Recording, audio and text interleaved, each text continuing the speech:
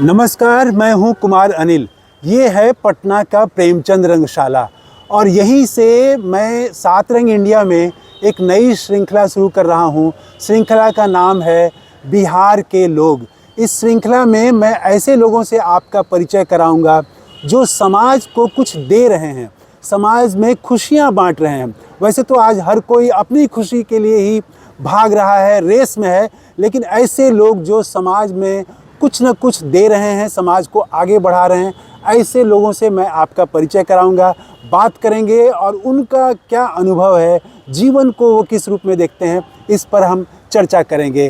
तो आइए शुरू करते हैं। सबसे पहले अनीश अंकुर पटना के बहुत चर्चित रंगकर्मी हैं, बिहार के चर्चित रंगकर्मी हैं, उनसे बात करते हैं। तो आप देख रहे हैं मेरे सामने बैठे हुए हैं अनीश अंकुर, बिहार के पटना के चर्चित रंगकर्मी।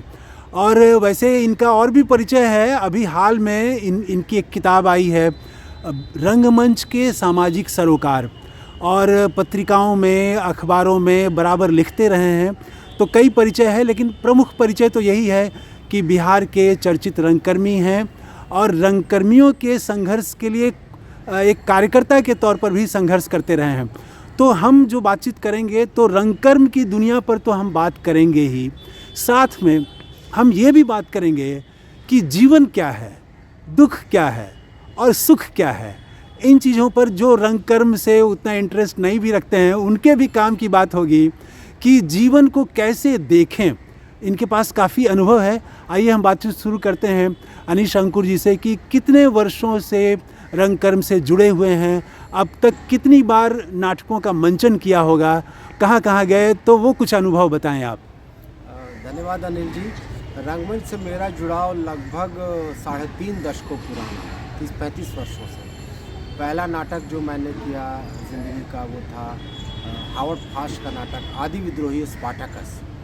वो मतलब स्कूली जीवन में ही था तभी, ये 88 की जनवरी की बात है और ईसा से 71 साल पहले स्पार्टकस के जीवन पर वो केंद्रित था। उसके बाद बहुत सारे मंच नाटक, व्यक्त के नाटक, बिहार के, भारत के अलग अलग लेखकों के नाटकों का, विश्व सानी के नाटकों का मंचन।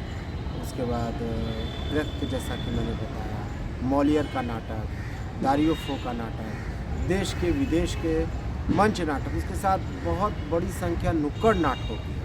अच्छा। क्योंकि हमारे नाटक से शुरू करने के कुछ ही महीनों के बाद सफदर हाशमी की हत्या हो गई थी। अच्छा। उसने पूरे नुक्कड़ नाटक के आंदोलन को बहुत बड़ा आवेग प्रदान किया, मोमेंटम प्रदान किया। और उसके बाद बिहार ही नहीं, पूरे हिंदी क्षेत्र में नुक्कड़ नाटक के मंचन का, प्रदर्शन का सिलसिला चल पड़ा। और विशेषकर सफदर हाशमी के नाटक, जैसे राजा का बाजा, समरत को निर्दोष प्रसाई, इनका बहुत ही महान काव्यात्मक नाटक मशीन, ऐसे नाटक, औरत, इन सब में लगातार भागीदारी रही। और नुक्कड़ नाटकों के कहें कि सैकड़ों हज़ारों प्रदर्शन में लगभग इन 3.5 दशकों में शामिल। और गिनना मुश्किल है, वो लगातार आंदोलन की तरह था। वो पूरा दौर वो था की तरह था भी, और आंदोलनों से उसका जुड़ाव भी। जी जी जी। आंदोलनों से इस तरीके से जुड़ाव था कि जनता के अलग अलग संगठनों या मुद्दों पर जो मूवमेंट चलते थे, तो नुक्कड़ नाटक खास करके उनसे एक संवाद कायम करता था, रिश्ता कायम करता था और उनको मदद भी पहुंचाता था। और आंदोलनों को भी उससे एक बल प्रदान होता था, उनको एक गति मिलती थी। आपने सबसे ज़्यादा जो नाटक किए हैं उसमें सबसे ज़्यादा किस तरह की भूमिकाएं की? कई तरह की भूमिकाएं हैं, मतलब नायक की भूमिकाएं, खलनायक की भी भूमिका। अच्छा। जैसे ये मॉलियर का एक बहुत प्रसिद्ध नाटक है बुर्जुआ जेंटलमैन, हिंदी में हम लोग उसको साला मैं तो साहब बन गया के नाम से करते थे। अच्छा, तो साला मैं तो साहब बन गया। साहब बन गया। अच्छा अच्छा। हिंदी एडेप्टेशन हुआ था। हाँ हाँ। ऐसे ही एक ज़िंदगी ख्वाब है, आप मैं नाचूं बहुत गोपाल, एक नाटक है इसका, दारियो फो का, जिनको नाटक के लिए नोबेल प्राइज़ मिला था। तो उसमें फिर एक सार्थ का नाटक है बहुत, लेस जस्टिस, न्याय प्रिय के नाम से। तो इसमें मैंने नायक की भूमिका निभाई। और कई दूसरे प्रदर्शन में खलनायक की भी भूमिका। एक ही नाटक के? हाँ, एक ही नाटक एक के प्रदर्शन में नायक जी।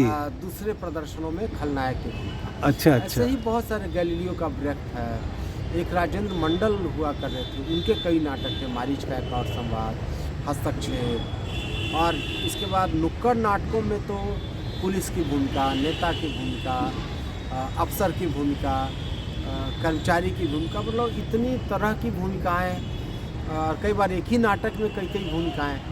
तो ये सबसे आपको आनंद कब आया, किस भूमिका में आपको आनंद आया? सबसे ज़्यादा जो आनंद, जैसे मैंने बताया कि मॉलियर का एक नाटक था, तो उसमें काम करते हुए बहुत ही मज़ा आया, बहुत अच्छा आया, बहुत इन्जॉय किया। ऐसे हर नाटक का अपना अलग बिल्कुल सुख बिल्कुल। है। हाँ हाँ। जैसे न्यायप्रिय जो था वो भी अच्छा, लेकिन नुक्कड़ नाटकों में खास तौर से ज़्यादा मज़ा आया। खास करके कृष्ण चंद्र की कहानी पर आधारित एक नाटक है गड्ढा। अच्छा तो इस नाटक में लगभग जितनी भूमिकाएं हैं, जैसा कि मुझे, और इसके कितने प्रदर्शन हुए हैं, सैकड़ों प्रदर्शन, लगभग हर भूमिका में किसी न किसी, कभी पुलिस में, कभी नेता में, कभी कई तरह की अलग अलग भूमिकाओं में हो रहा है। कभी चोर की भूमिका, अच्छा। कभी मतलब आप क्या कह सकते हैं, मतलब एक अच्छे आदमी की भूमिका भी और एक बुरे आदमी की भूमिका। अच्छा, ये एक ही नाटक में इस तरह से भूमिका बदलने पर महसूस क्या होता था उस समय?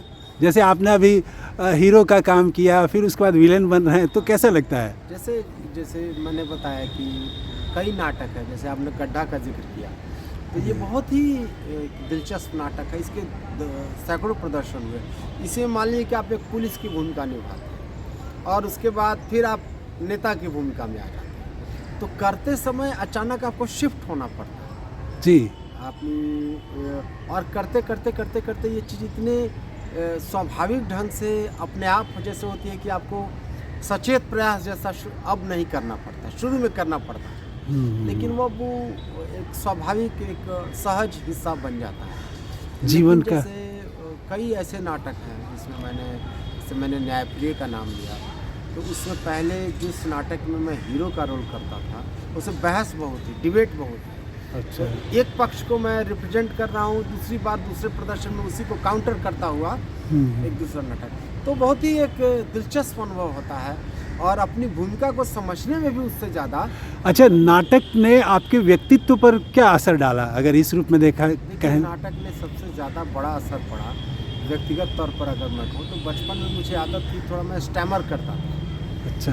तो मैं उसको क्या करते थे, हल्का सा मतलब हिचकता था, तो वो मेरी नाटक से बात लगभग ख़त्म हो।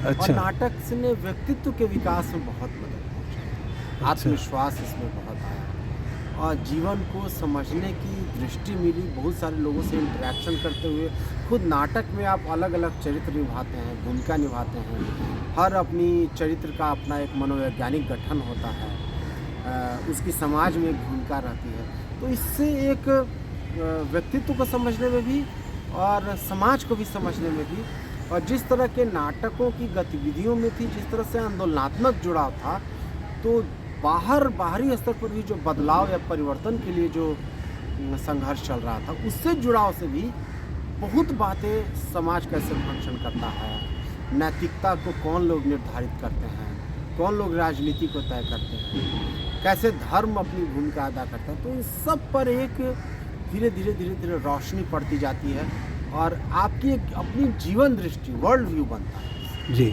अच्छा, ये बताइए कि कौन सा नाटक करते हुए आपको सबसे ज़्यादा खुशी हुई थी, और कोई ऐसा नाटक जिसको याद करना चाहेंगे कि बहुत परेशानी हुई?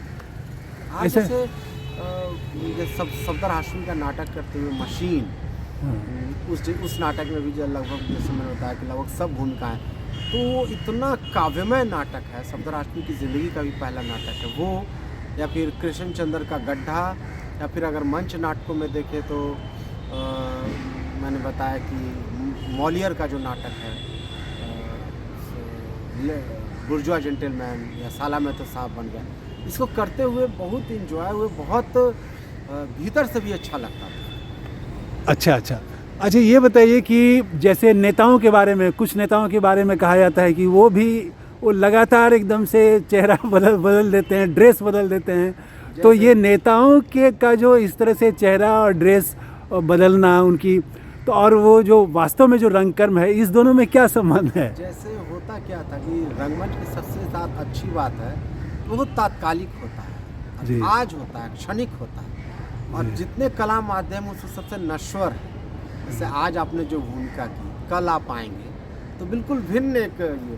तो होता क्या है कि जैसे आज मान लीजिए कि गड्ढा जो नाटक है, तो उसमें जब नेता की भूमिका अदा करता था, तो अभी जो नरेंद्र मोदी प्रधानमंत्री, लोग उससे कनेक्ट कर लेते थे। क्यों कनेक्ट करते थे? मुझे ये लगता है कि तो उसमें नेता जैसे लफाजी करता है, झूठी बात बोलता है, जनता को बरगलाता है, बहकाता है, तो लोग कहते थे, हालांकि सचेत रूप से ऐसा कोई प्रयास नहीं किया जाता, लेकिन नाटक के बाद लोगों की प्रतिक्रिया आती थी, अरे ये तो आपने बहुत अच्छा नकल उतारा, जबकि मैंने सचेत तौर पर ऐसी कोई कोशिश नहीं की होती। अच्छा, तो ये लोग भी कनेक्ट कर लेते हैं, जुड़ जाते हैं, वर्तमान से जोड़ लेते हैं जोड़ उसमें। लेते हैं, जबकि ज़रूरी नहीं कि मैंने उस तरह से सचेत रूप से कैसे कोई कोशिश की। और कई नाटकों के साथ ऐसा हुआ है, जैसे हम पटना में कोई नाटक तैयार हुआ, आप किसी दूसरे ज़िले या शहर में गए, तो संभव है कि वहाँ का कोई बर्निंग इशू संदर्भ जुड़ गया, कनेक्ट कर लिया उसने, लोगों की ज़िंदगी में जो चीज़ बहुत परेशान हो या जिससे बहुत ज़्यादा वाबस्ता हो, संभव उसने उस पहलू को छू दिया।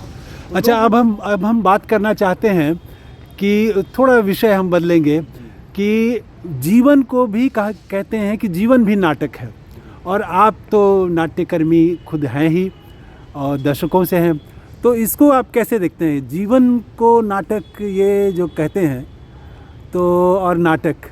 जैसे देखिए, बड़ा दिलचस्प आपने सवाल पूछा। जैसे हम लोग को ज़िंदगी एक मिलता है, एक ही ज़िंदगी है, लेकिन नाटक में बड़ी दिलचस्प बात कही जाती है कि एक ज़िंदगी में अगर आप कई ज़िंदगी का मज़ा लेना चाहते हैं, जैसे मान लीजिए कभी आप राजा बनते हैं, कभी चोर बनते हैं, कभी डकैत बनते हैं, कभी आशिक बनते हैं, तो एक ज़िंदगी में कई ज़िंदगी का जो मज़ा है, क्या बात है, वो क्या सिर्फ नाटक में है। क्या बात हालांकि है। पुराने लोग जो हैं हम्म। एक बड़ी विचित्र बात करते थे कि आदमी को नाटक नहीं करना चाहिए क्योंकि उससे उम्र कम हो जाती है। अच्छा, क्यों कम हो जाती है? तो मान ली कि मैं अनीश अंकुर, अब मंच पर मैं 2 घंटे के लिए किसी दूसरी भूमिका में रहा, हाँ, तो वो तो मैं अनीश अंकुर नहीं रहा, तो आपकी उम्र घट गई। तो ये किस तरह का एक ये समझ आती थी। लेकिन सबसे ज़्यादा दुनिया की सबसे अच्छी प्रतिभाएं, जैसे भारत में देखिएगा कि क्रिकेट के बाद सबसे ज़्यादा नौजवान लड़के रंगमंच में, अच्छा, क्रिकेट के बाद, बाकी खेलों से भी ज़्यादा हर शहर में आपको नाटक मंडली मिली। क्या चीज़ लोगों को आकर्षित करती है? तो जो मैंने बताया, जो आपने पूछा कि ज़िंदगी क्या है, जीवन क्या है, जीवन एक है, लेकिन कई जीवन का आनंद आप नाटक से मिल सकता है। अच्छा, एक सवाल और कि जो मैंने शुरू में कहा कि सब लोग भागे जा रहे हैं, कोई पैसे के पीछे, कोई पद के पीछे, कोई प्रतिष्ठा के पीछे, तो आपकी नज़र में जीवन की सफलता क्या है? कब हम कहेंगे कि आपका जीवन सफल है? जीवन की सफलता ये है कि सबसे बड़ी सार्थक होने, और जब आप ज़िंदगी, जब आप दुनिया से जा रहे हो, तो मेरे ख्याल से सबसे बड़ी सार्थकता ये है कि ज़िंदगी को, जीवन को आपने कुछ बेहतर बनाने में कुछ योगदान दिया है। जब आप मतलब कि जितनी 60 या 70 साल की ज़िंदगी, आपको लगे कि जो लोग दुनिया को बेहतर बना रहे थे, जो है उससे बेहतर बनने में अगर आपका योगदान है, तो ये बात सबसे ज़्यादा सुकून देने वाली बात है। ज़्यादा सुकून देने लगती वाली रहती है। अंत में 2 सवाल और कि जीवन में सुख किसको कहेंगे और कब कहेंगे कि जीवन में दुख है? आपकी नज़र में सुख और दुख की परिभाषा क्या है? मेरे ख्याल से संघर्ष सुख है।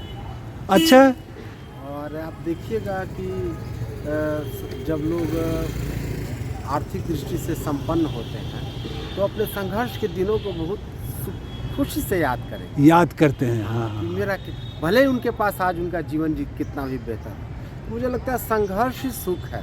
जब संघर्ष खत्म होता है तो वो सुख भी समाप्त हो जाता है। अच्छा, अच्छा, तो संघर्ष, बड़ा मतलब आपने एकदम नई बात कह दी कि संघर्ष ही सुख है। बहुत सारे लोगों को लगता है कि संघर्ष मतलब पीड़ा, वो उसको दुख मानते हैं। नहीं, वो आदमी सबको देखिएगा, ऐसे भी किसी से बात कीजिए, हाँ, हाँ, मान लीजिए 40-50 से ऊपर है, तो अपने सबसे अच्छे दिनों को बहुत शिद्दत से अगर याद करेगा उसके तो संघर्ष के दिनों में संघर्ष बहुत सिखाता है। हाँ, संघर्ष सिखाता, उससे ज़्यादा सुख भी किसी चीज़ में नहीं। बिल्कुल बिल्कुल। अच्छा, दुख क्या है? दुख मेरे ख्याल से एक तो कहें कि एक तो असहायता बहुत दुख पहुंचाती है। अच्छा। अगर आप और किसी की ज़िंदगी अगर गरिमाहीन बनाने की जो कोशिश है, जो मनुष्य होने की गरिमा है, उसका जो एक कोई मनुष्य है उसका वो खुद जो होना चाहता है वो जब नहीं होने दिया जाता, तो ये सबसे ज़्यादा तकलीफ की सी बात है, दुख। तो ये रहा हमारी पहली कड़ी, बिहार के लोग। आज इसमें आपने अनीस अंकुर की बातें सुनी। फिर अगली कड़ी में हम किसी और ऐसी ही शख्सियत से आपकी मुलाकात कराएंगे। थैंक यू, धन्यवाद, जय हिंद।